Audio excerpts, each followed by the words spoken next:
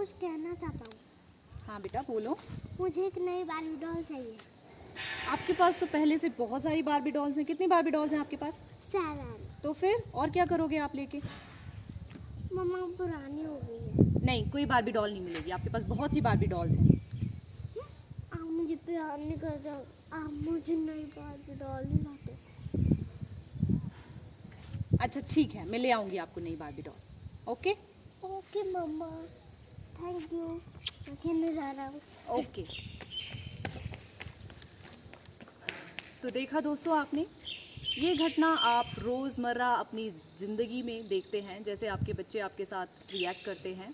आपको ये जो घटना है बहुत ही नॉर्मल या इनोसेंट नज़र आई होगी, लेकिन कभी आपने गौर किया है कि इसके पीछे जो बच्चे की एक्चुअल साइकोलॉजी है वो क्या है? क्या हमने जानने की कोशिश की है कि बच्चा इस तरीके से आपको कैसे इनडायरेक्टली मैनिपुलेट कर रहा है? हम कभी इन बातों पे गौर ही नहीं करते हैं। तो स्वागत है आपका मेरे इस YouTube चैनल में। आज मैं जो आपके लिए विषय लेके आई हूँ वो है बच्चों की इनोसेंस या बच्चों की ईगो। तो आज हम डिस्कस करेंगे कि बच्चों में कितना इनोसेंस है और कितना उनमें ईगो है, जिसको हम अहंकार कहते हैं। तो सबसे पहले हम ये जानते हैं कि अहंकार का मतलब क्या है। अहंकार है जो भी आपने आज तक जाना, जो भी समझा, जो आपने लर्न किया, एक्वायर किया, एक्यूमुलेट किया, उसको हम माइंड कहते हैं। और उस माइंड के साथ जितनी ज़्यादा आपकी आइडेंटिफिकेशन होगी, जितनी ज़्यादा आपकी नज़दीकी होगी, उतनी बड़ी ही आपकी ईगो होगी। तो माइंड जो है वो बहुत ही एक यूज़फुल टूल है, लेकिन जो ईगो है वो कहीं ना कहीं हमारे लिए ट्रबलसम हो जाता है, क्योंकि ईगो हमारी लाइफ को जो है अपने ही एक इन्फ्लुएंस में आगे ले लेता है, हमारे डिसीजंस को इन्फ्लुएंस करने लगता है और हमारे जीवन को डिक्टेट करना शुरू कर देता है और हमारे लिए परेशानी का कारण बन जाता है। अब हम बात करते हैं कि इस ईगो का निर्माण या ये अहंकार जो है वो कैसे निर्मित होता है। ईगो जो है बनता है हमारे सेंसरी ऑर्गन से, जो हमारे 5 सेंसेस हैं, जो हम देखते हैं, जो हम बोलते हैं, जो हम सुनते हैं। मतलब कि हम जो भी बाहर से एक्यूमुलेट करते हैं वो हमारा माइंड बनाता है और जिससे फाइनली चल के जो आइडेंटिफिकेशन होता है उससे हमारा ईगो क्रिएट होता है।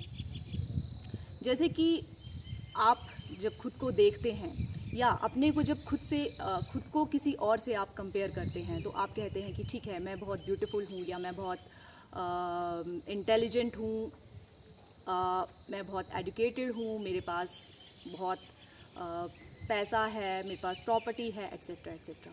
तो ये ईगो जो है वैसे हमें नज़र नहीं आता, ये रिफ्लेक्ट होता है जब भी हम किसी से कंपैरिजन करते हैं, तो उसी रिफ्लेक्शन में हमें ये ईगो नज़र आता है। अगर कंपैरिजन ना हो तो हमें कभी भी ईगो जो है वो नज़र नहीं आएगा। इसके साथ साथ मैं एक और बात कहना चाहूँगी कि कुछ इम्प्रिंट्स जो हम अपनी पास्ट लाइफ से लेके आते हैं वो भी हमारे ईगो का कारण होता है। कुछ चीज़ें जो एज अ इम्प्रेशन हम पास्ट लाइफ से इकट्ठा करते हैं तो वो भी आगे चल के हमारे इस ईगो में एक परसेंटेज जो है वो कंट्रीब्यूट करता है। तो हमारा पास्ट लाइफ इम्प्रेशन और साथ ही साथ हमारी डिफरेंट एक्यूमुलेशंस जो हम इकट्ठा कर रहे हैं रोज़मर्रा, वो बन के हमारी एक पर्सनैलिटी जो है आगे तैयार हो जाती है।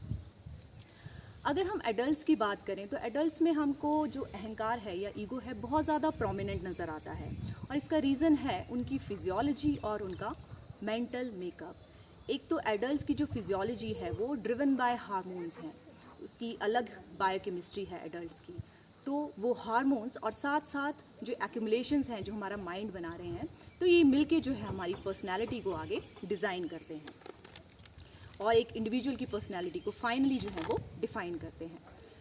तो एडल्ट्स में अहंकार बहुत ही प्रोमिनेंट है और ये हम आम देखते हैं कि हम बोलते हैं कि ये व्यक्ति बहुत अहंकारी है या इस व्यक्ति में बहुत ज़्यादा ईगो है। लेकिन कभी हमने ध्यान दिया है कि क्या बच्चों में भी अहंकार है या ईगो है? हम कभी इस बात को सोचते नहीं हैं, लेकिन एक्चुअल में अगर हम थोड़ा ध्यान दें तो हमें ये बात सामने आएगी कि उनमें जितना इनोसेंस है उतना ही उनमें अहंकार भी है।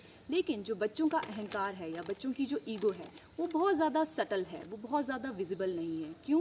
क्योंकि एक तो बच्चों का जो अहंकार है वो फिजियोलॉजी से ड्रिवन नहीं है, मीन्स उनमें वो हार्मोन्स काम नहीं कर रहे हैं, और साथ ही साथ जो उनका एक्सपोजर है इस दुनिया में वो बहुत ही कम है, तो उनका मेंटल मेकअप जो है वो भी अभी वीक है। इसलिए उनका ईगो बहुत ही सटल है, जो हमें अगर हम बहुत गौर ना दें तो हमें नज़र नहीं आएगा।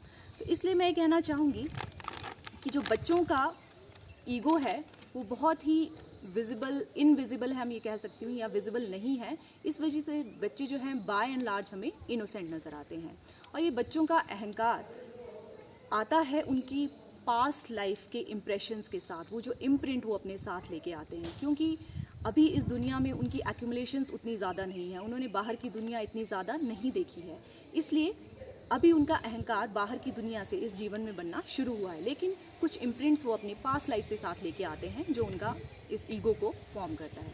तो ये ईगो जो आपको डिफरेंट शेड्स में नज़र आता है, क्योंकि ये बहुत ज़्यादा प्रोमिनेंट नहीं है। तो आप अगर ध्यान दें तो आप देखेंगे कुछ बच्चे इंट्रोवर्ट हैं, कुछ एक्सट्रोवर्ट हैं, कुछ आर्टिस्टिक नेचर के होते हैं, कुछ साइंटिफिक टेम्परामेंट के होते हैं। लेकिन हम ये सब कैसे जान सकते हैं? अगर हम उनके ईगो को आइडेंटिफाई करना जान जाएं तो हम उनके फ्यूचर में इसे बहुत ही उपयोगी वे में आगे उनके फ्यूचर को एक नई डायरेक्शन देने में इस्तेमाल कर सकते हैं।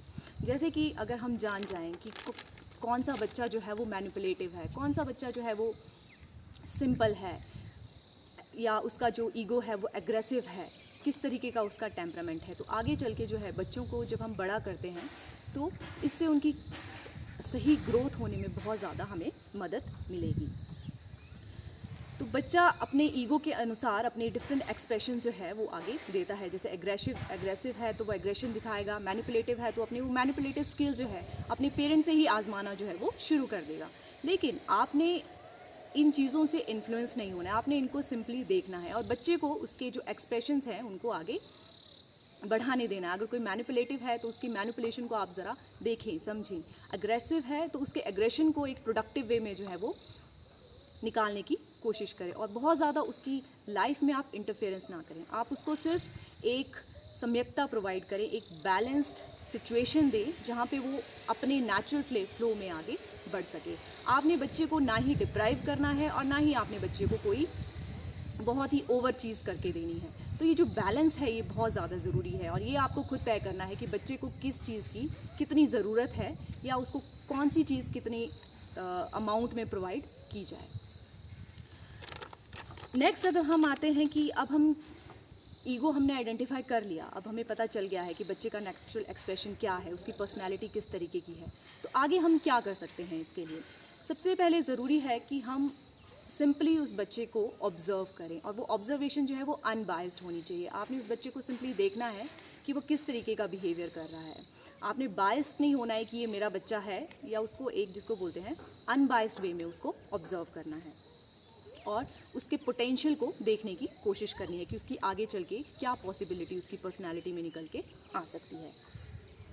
आपने सिंपली उसको एक कंडक्टिव और एक अच्छा एटमॉस्फेयर फैमिली में प्रोवाइड करना है। बाकी वो अपने नेचुरल फ्लो में खुद बड़ा होना जो है वो शुरू हो जाता है। जो आप बोल सकते हैं कि बच्चा एक ईगो का सीड जो है वो पहले से लेके आता है, जो फाइनली चल के आगे चल के पर्सनैलिटी बनता है उस इंडिविजुअल की। तो आपने सिंपल एक अच्छा ग्राउंड उस बच्चे को, उस सीड को प्रोवाइड करना है ताकि वो अच्छे से जो है वो आगे बढ़ सके। नेक्स्ट चीज़ आती है, आपने बच्चे की लाइफ में अननेसेसरी इंटरफेरेंस नहीं करनी है।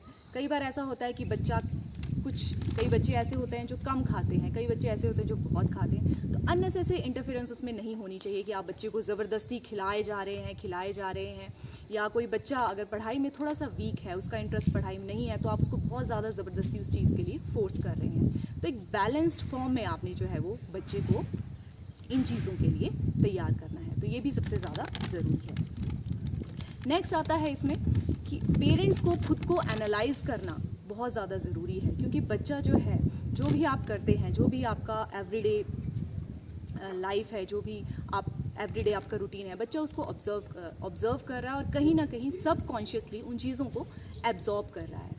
तो आपको अपने को देखना है कि आपकी दिनचर्या कैसी है, आप कौन सी चीज़ें कर रहे हैं जिनको बच्चा आगे चल के अपने आप में एब्जॉर्ब कर रहा है। तो ये बहुत ही ज़्यादा इम्पॉर्टेंट चीज़ जो है मैं कह सकती हूँ बच्चे की ग्रोथ के लिए हो सकता है। तो अपने बिहेवियर को, अपनी दिनचर्या को भी आप एक अच्छे वे में बच्चे के सामने लाएं ताकि बच्चा जो है वो अच्छी चीज़ें आपसे एब्जॉर्ब कर सके। लास्ट में कहूँगी बट नॉट द लीस्ट, अगर आपके जीवन में एक सद्गुरु का आशीर्वाद है, अगर आपके जीवन में एक सद्गुरु की महत्वता है, तो डेफिनेटली आप बच्चे की पर्सनैलिटी को और भी अच्छे से जान पाएंगे। क्योंकि सबसे पहले आप जब खुद से ट्यून में होंगे सद्गुरु की कृपा से आप बच्चे को भी उसी वे में जो है वो डायरेक्शन, एक अच्छी दिशा जो है वो दे पाएंगे। तो ये आज का कंक्लूजन था मेरा बच्चों के इनोसेंस और उनकी ईगो के रिगार्डिंग। आई होप आपको ये वीडियो जो है वो अच्छा लगा होगा, आपके लिए कहीं ना कहीं ये उपयोगी ज़रूर होगा। तो मैं अंत में यही कहूँगी कि मेरे YouTube चैनल को आप सब्सक्राइब कीजिए, वीडियोस को लाइक कीजिए, शेयर कीजिए और अपने विचार जो हैं वो कमेंट्स में आप ज़रूर लिखिए। Thank you very much.